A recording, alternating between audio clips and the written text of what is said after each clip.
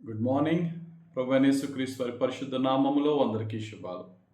ఈరోజు మన అనుదిన ఆత్మీయ ఆహారంగా దేవుడు మన ప్రార్థన ఎప్పుడు ఆలకిస్తారు, మన విజ్ఞాపనలు, మన అవసరతలను దేవునికి చెప్పుకుంటే దేవుడు ఏ విధంగా, ఏ పరిస్థితుల్లో మనం ఉంటే మన విజ్ఞాపనలను ఆయన అంగీకరిస్తారు అనే విషయాన్ని మనం చూద్దాం. పేతురు రాసిన మొదటి పత్రికలో 3వ అధ్యాయం 12వ వచనం ధ్యానించుకుందాం. ప్రభువు కన్నులు నీతిమంతుల మీదను, ఆయన చెవులు వారి ప్రార్థనల వైపునను ఉన్నవి గాని ప్రభువు ముఖము కీడు చేయు వారికి విరోధముగా ఉన్నది. దేవుడు ఎవరి ప్రార్థన వింటారట, ఎవరి విజ్ఞాపనలు ఆలకిస్తారట, ఎవరి యొక్క హృదయ వాంఛలను తీరుస్తారట? నీతిమంతుల విజ్ఞాపనల మీదే దేవుని చెవి ఒగ్గి ఉన్నది అనే సత్యాన్ని ఇక్కడ మనం గమనించండి. దేవుడు పాపుల ప్రార్థనలు వింటాడా, నీతిమంతుల ప్రార్థనలు వింటారా అంటే, ఇక్కడ బైబిల్లో ఇక్కడే కాదు చాలా చోట్ల నీతిమంతుల ప్రార్థనే దేవుడు వింటాడని ఉంది. నీతిమంతుని ప్రార్థన మనఃపూర్వకమైనదై బహుబలము గలదై ఉండును అంటారు యాకోబు భక్తుడు.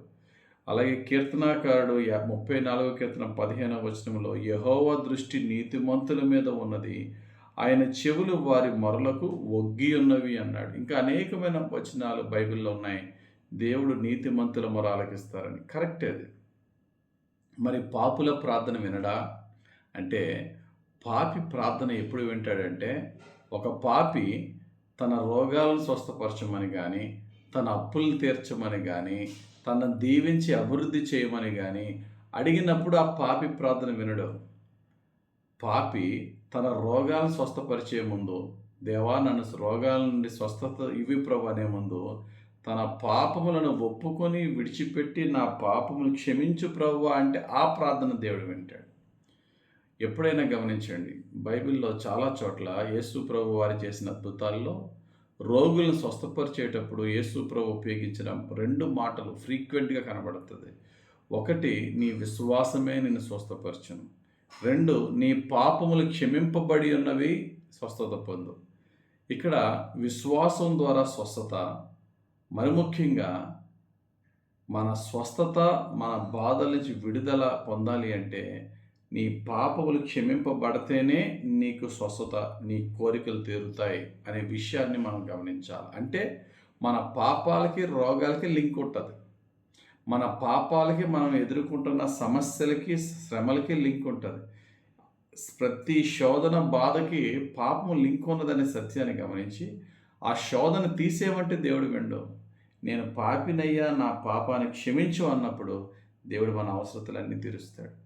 సుంకరి, పరిసేయుడు ఇద్దరు ప్రార్థనకి వెళ్ళారు. సుంకరి ప్రార్థన చేశాడు, పరిసేయుడు ప్రార్థన చేశాడు. పరిసేయుడు రకరకాల అన్ని లిస్ట్ అంతా చెప్పుకున్నాడు. సుంకరి నేను పాపినయ్యా, నన్ను కరుణించి అన్నాడు అంతే. అందులోనే తన క్షమాపణ వచ్చింది, దేవుని కరుణ వచ్చింది, దేవుని ఆశీర్వాదం వచ్చింది, దేవుని చేత అంగీకరింపబడ్డాడు. కాబట్టి ఎప్పుడైనా గమనించండి, 2 విషయాలు గుర్తుపెట్టుకోండి. మనం ఏదైనా ఒక విషయం గురించి దేవుణ్ణి అడిగినప్పుడు ముందు నేను ఆ విషయం కంటే నేను ఏ విషయంలో దేవుని దృష్టికి దోషినై ఉన్నానో దాని విషయంలో నేను మారు మనసు పొంది, క్షమాపణ పొంది ముందు దేవుని క్షమాపణ ప్రార్థన చేసుకోవడం పాపిగా నాకు అవసరము. అప్పుడే నేను ఏదన్నా అడగాలి దేవుణ్ణి అని ముందు తెలుసుకోవాలి. రెండవది, మనం పాపపు జీవితం నుంచి బయటకు వచ్చిన తర్వాత దేవుని దృష్టిలో ఆయన ఉచితమైన కృపలో క్రీస్తు రక్తంలో నీతిగా మారిన తర్వాత అప్పుడు మన ప్రార్థన బలంగా ఉంటుంది. అప్పుడు మన ప్రార్థన దేవుడు అంగీకరిస్తాడు. బైబిల్లో పాస్టర్ గారి ప్రార్థన, అభిషక్తుని ప్రార్థన మనఃపూర్వకమైనదై బహుబలము గలదై ఉండడం లేదు కదా, నీతిమంతుని ప్రార్థన. కాబట్టి ప్రియులారా, మన ప్రార్థన ప్రభువుకు ప్రీతికరంగా ఉండాలి అంటే ముందు పాపాలన్నిటి నుండి బయటకు వచ్చి యథార్థంగా జీవిద్దాం. అప్పుడు మన ప్రార్థన ఫలాన్ని పొందుకుంటాం. ఒకవేళ మనం ఎవరితో ప్రార్థన చేయించుకోవాలనుకుంటే కూడా ఆ వ్యక్తిలో ఆత్మీయత, నీతి, యథార్థత ఉన్న వ్యక్తితో ప్రార్థన చేయించుకుంటే మన నిమిత్తము ఇంటర్సెషరీ ప్రేయర్స్ చేస్తున్న ఆ వ్యక్తి యొక్క ప్రార్థన ఖచ్చితంగా మనకు దీవెనగా ఉంటుంది. కాబట్టి మనము నీతిమంతులుగా ఉండి దేవునికి ప్రార్థన చేసి దేవుని చేత అంగీకరింపబడదాం. నీతిమంతుని చేత ప్రార్థన చేయించుకుని వారి ద్వారా మనం ఆశీర్వదింపబడదాం. దేవుడి చేత అంగీకరింపబడడానికి, దివారాత్రులు దేవుని నీతిలో నడుచుటకు పరిశుద్ధాత్ముడు మనకు సహాయం చేయనుగాక. ఆమెన్. ప్రార్థన.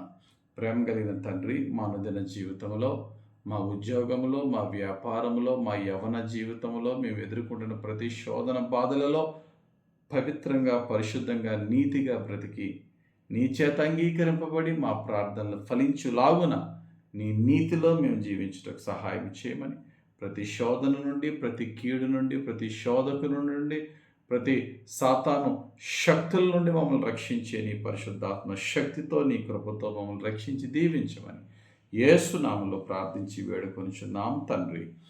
ఆమెన్. తండ్రి యొక్కయు, కుమారుని యొక్కయు, పరిశుద్ధాత్మ దేవుని అభిషేకం హెచ్చుగా మనపై దిగి వచ్చి మనల్ని రక్షించి దీవించును గాక. Amen. God bless you. Have a very blessed day.